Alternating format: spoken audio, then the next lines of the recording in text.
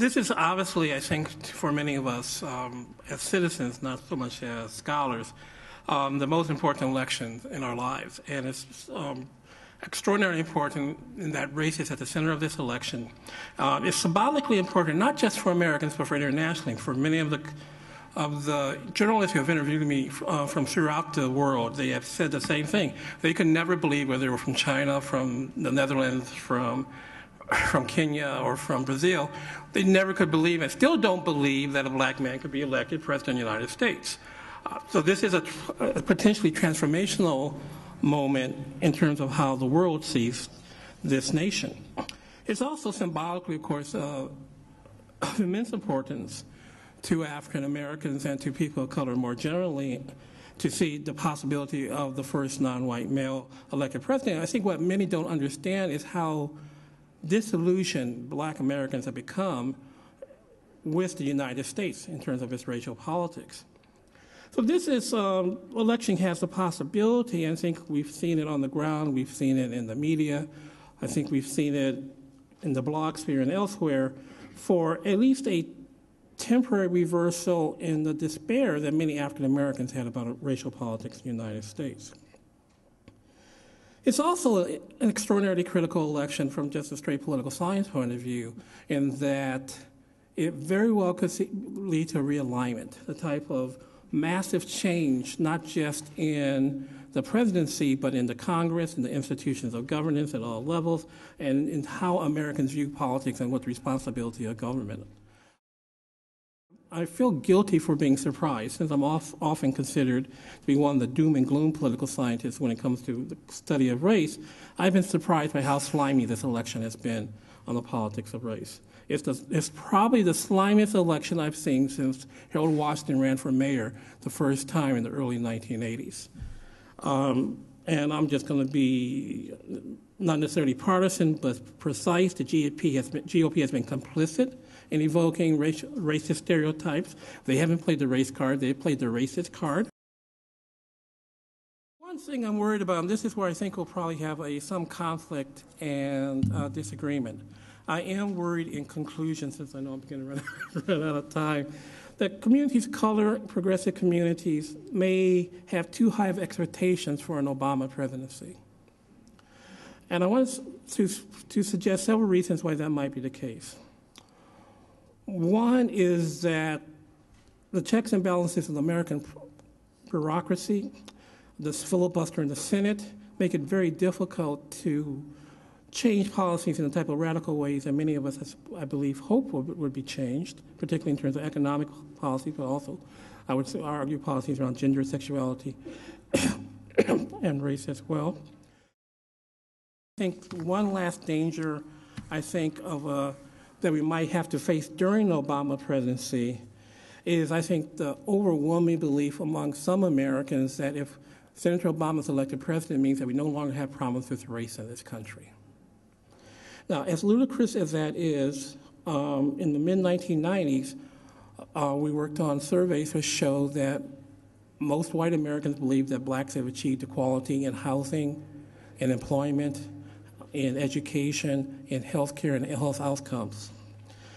And therefore, largely invisible are the continued devastation of our inner cities, continued health disparities, including those around HIV and others, crippling diseases, continued problems with police brutality, continuing and documenting discrimination in housing, labor, consumer, and loan markets. Interethnic bitterness and conflict is likely to continue, but I do worry that the problems of racial disadvantage and racial conflict will still be with us and more complicated than ever in the event of an Obama presidency, but large segments of America will be less willing to even hear about them, I fear, let alone deal with them. Thank you. Very different ways of looking at racial politics, or the question of race and politics in the United States. I think that Dr. Dawson presented a view that is very certainly aware, if not to a certain extent sort of weighed down by the full history of the United States and where we are today. And it's not exactly an upbeat view. There's another way of looking at racial politics, which is more like what Ms. D'Souza just finished presenting, which is looking at it from the point of view of those networks of leaders and activists and communities that are constantly trying to push forward an agenda and office holding and political participation. And you could see that as sort of racial politics as the sum of African American politics, Latino politics, Asian American politics.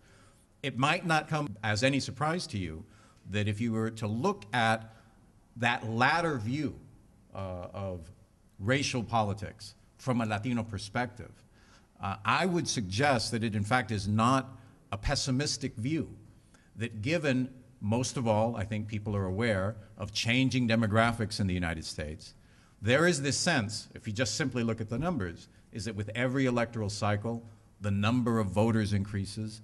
To a certain extent, the number of Latinos holding office increases, that there is a fairly steady advance that appears not to be held back now depending on which party is in power or not. The point is this, is that from this sort of competitive point of view in which you have different ethnic groups competing for representation, competing for empowerment, there is certainly the sense, there isn't the pessimistic sense among the Latino political class or leadership that you might imagine, for example, in certain points of view regarding the issue of race in American politics. There is this sense that it's inevitable, that there will be a Latino governor of California, and that there will be a Latino president of the United States. I really don't detect either deep pessimism or hand-wringing on that count. It may be a little over-optimistic. I think that some analysts talk about Latino demographic triumphalism, which would clearly be a mistake. But if this way of looking at racial politics has any merit, you could pose the question, was Obama going into this election, perhaps, given long-term trends, perhaps the last chance within this framework of racial politics for an African American to be elected president of the United States? Because if it was not to be Obama, nobody thinks that this was going to be a good year for Republicans, it would have been Hillary Clinton. It would have been 2 terms of Hillary Clinton, perhaps. And between now and 2016, what would the demographics of the country look like? Who would come next? Would we have the same prospect for an African American running 8 years down the road with steady demographic change and steady advances in particular, in this case, within a racial, ethnic framework of Latino electoral advances? If you think that this is a weird way to look at it, let's look at some concrete things. In terms of demographics, Latinos are about 45 million, 15% of the population now. As you know, the 2000 census established Latinos as the largest minority. Well, that 15% is projected to grow to 30%, is supposed to double proportionately by 2050. The growth, the projected growth, the U.S. Census just projected this most recently in August, is from 45 million, around the figure that they had, an additional 86 million for a total of over 130 million Latinos by mid-century. That is nearly a tripling in absolute terms. On the one hand, Latino voters who went overwhelmingly for Hillary Clinton in the primaries had no trouble switching allegiances to Barack Obama. The very first polls showed that. From June and July, we're already supporting Obama by better than 2 to 1, and have continued to this day. Obama could get over 70% of the Latino vote in this election. But Latino leaders, insiders, operatives, and activists that were supporters of Hillary Clinton had a much harder time over the summer switching allegiances. Why? Well, this is just a hypothesis. I think some of them had this notion that Latino electoral advances were starting to overtake black empowerment in the United States. And it was sort of a surprise to see, wait a minute, this is the same thing that the Hillary supporters went through.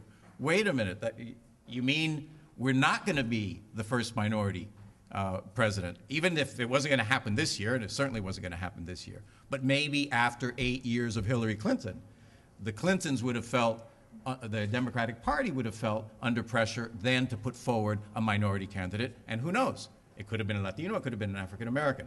Either way. This was anticipated by the TV series The West Wing. Does anybody remember how The West Wing ended? Yes. 7 seasons of The West Wing ends with a Latino being elected president. This is a sense in which, and if those of you that watch The West Wing, political operatives not only were consultants, but even writers for that. There was a sense in which there was a certain cultural resonance to the idea that Latino office holding, Latino empowerment was sort of the gathering wave and the wave of the future. I would argue, I don't want to overdo it, that there is this element of a West Wing fantasy that some Latino insiders had to get over. This notion that Latino might be the first minority president. Now, that's not going to happen. Barack Obama, I certainly think that it's not a question of if or whether he wins, but by what margin he wins. I think that the scenario of the sort of competition that might have happened 8 years down the road between Latinos supporting a Latino candidate, a stronger one than this year, and African Americans supporting an African American candidate, that's not going to happen after 2 terms of a Barack Obama presidency. It's by no means, it would be ridiculous. We should banish the idea that this in any way says that racism has ended, and certainly not going to end racial politics in the United States, or that there aren't racial problems in the United States. But I think a Barack Obama presidency makes the possibility of alternation of power after a term or 2 terms a lot more natural, a lot more unconflicted, a lot less divisive and polarizing than it would otherwise be. So a Latino, the West Wing fantasy has been dispelled. A Latino will not be the first minority president. There will eventually be, I am sure, a Latino in the White House. It's not going to be such a big deal after an Obama presidency, and that's a good thing.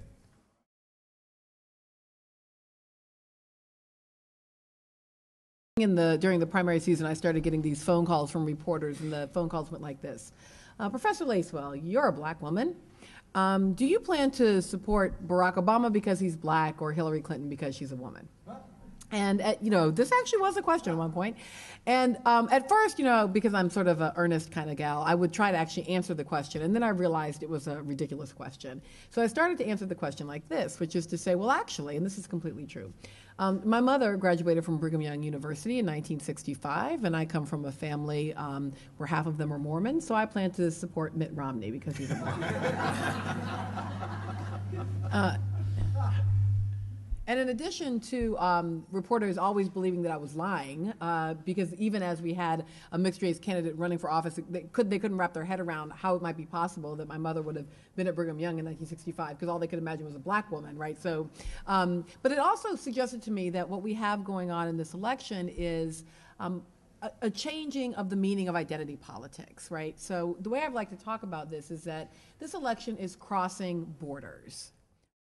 Here are the borders that I imagine that it's crossing. I mean, the first thing is sort of the possibility of the border crossing occurs because there is an open seat race in both sides. You just don't get this very often, where you get an open seat race on both sides. I had 24 students with me in New Hampshire working for campaigns on both the GOP and the Dem side. And it was quite something that people were making a choice for a candidate not based on already knowing whom they were going to be running against. So Democrats don't know whether they're picking a candidate to run against Rudy Giuliani or John McCain, and Republicans don't know if they're choosing somebody to run against Hillary Clinton or Joe Biden or John Edwards. So normally Democrats suck big dogs at picking a candidate who we think will do well against a given Republican. This is the thing that Democratic primary voters suck at, fundamentally. So, for example, we picked John Kerry because clearly others will want to vote for John. No one wanted, not even the people who voted for John Kerry wanted to vote for John Kerry. But we just really were bad at picking up. So in this one, what happens is instead, Democrats actually express some true preferences. Same thing on the Republican side. So what do you end up with?